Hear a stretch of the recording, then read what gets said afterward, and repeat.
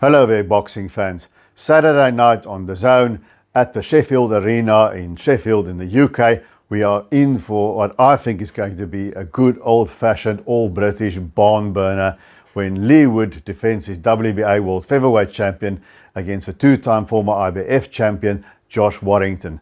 I think this fight is going to be a cracker. If you are as excited about that fight as I am, stick around and let's break it down.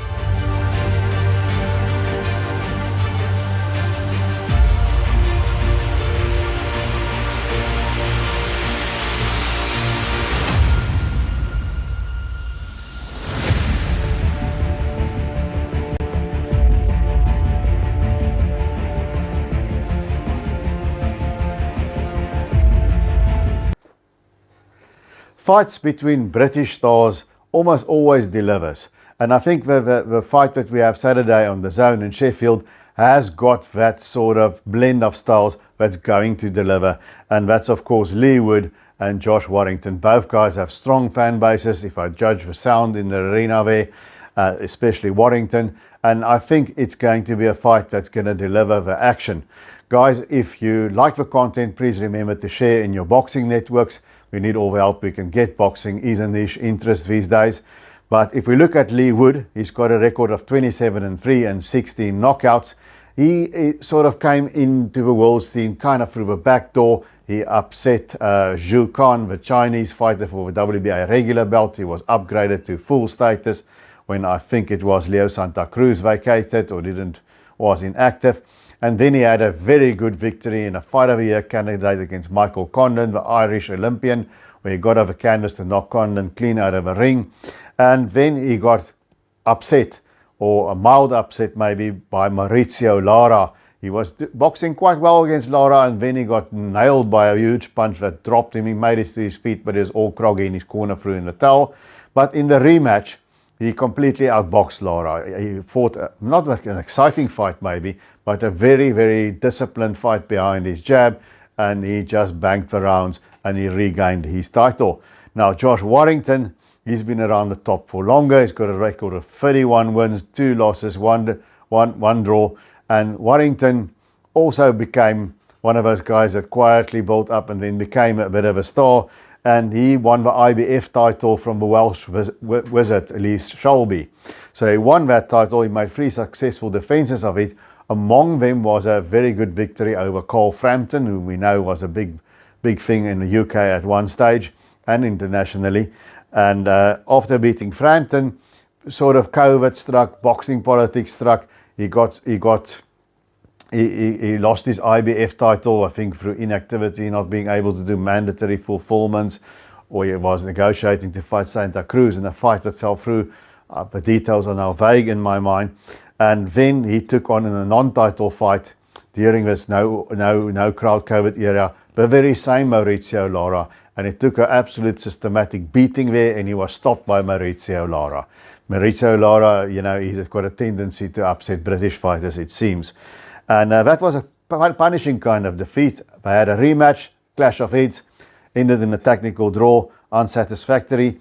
But then, in the meantime, you know, Kiko Martinez, that Spaniard that never goes away, was the IBF champion, and he stopped Kiko Martinez in a good fight, a bloody fight, to regain his IBF title. But then in his last fight, he lost it to the top-ranked fighter, Luis Alberto Lopez. And in that fight, marred with clashes of heads. You know, the thing with Warrington, he's a very rough and tumble fighter. He uses his head, he uses the elbows. He's maybe a little bit on the dirty side, exciting as he is, but he lost his title in a close decision to Luis Alberto Lopez. He came on quite well in that fight. Now, Josh Warrington, if you look at his 31 wins, there's only 8 knockouts, but he's not a boxer. He's a very aggressive, swarming volume puncher. He's in your grill all the time, head body. He throws lots of punches, which makes him a very exciting fighter to watch. He does have a good left hook, but he's got a style that drains a gas tank, right? Josh Warrington. He goes balls to the walls, and he just grinds his way through. He grinds his way through, and mostly he has to go the distance. And it's a knock him down, drag him out, bleeding affair, and he fights his way to victory. Now that kind of style, You know, if you don't have a power to end the fight earlier, and that very rough, physical, high-octane style of Josh Warrington, those fighters usually don't have a very long career, you know. And now we have Josh Warrington at 34 fights already. And I have to wonder, you know, is the momentum favouring Leigh Wood? But Leigh Wood, on the other hand, is 35 years old. He's also had some punishing fights. But I think he took less punishment in his loss against Lara than Warrington did. And I'm wondering if Leigh Wood isn't a bit fresher of it too. But then Luis Alberto Lopez went on to knock out Michael Conlan as well. And Luis Alberto Lopez is a very awkward fighter. You know, he's very quick. He's got a very hard rhythm to time. He's in, he's out, he's in, he's out, he's this way, he's that way. He changes the angles and the direction all the time. And that's a guy that will throw off a fighter like Josh Warrington. So maybe Luis Alberto Lopez was a very bad style matchup for Josh Warrington. Maybe it made him look a bit shop-worn. But, you know, he looked, to me, that's what Josh Warrington looked like in that fight until he started getting it together in the later rounds. But it was too little too late. Now, Leigh Wood is not the same stylistic difficulty for Josh Warrington. It could just be that it's not so hard for Leigh Wood to figure it out, and he can use his volume and he'll use his usual way to grind out a decision win over Leigh Wood.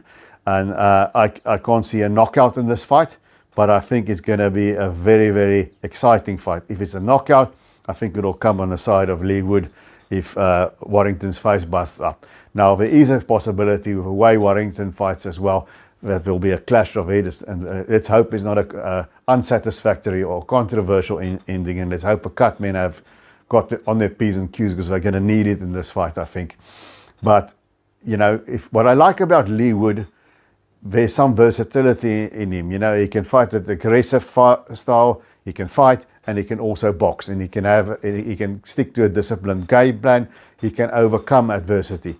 I don't think Warrington has the power to do to him what Lara did to him in the first fight, so he doesn't need to worry about that too much.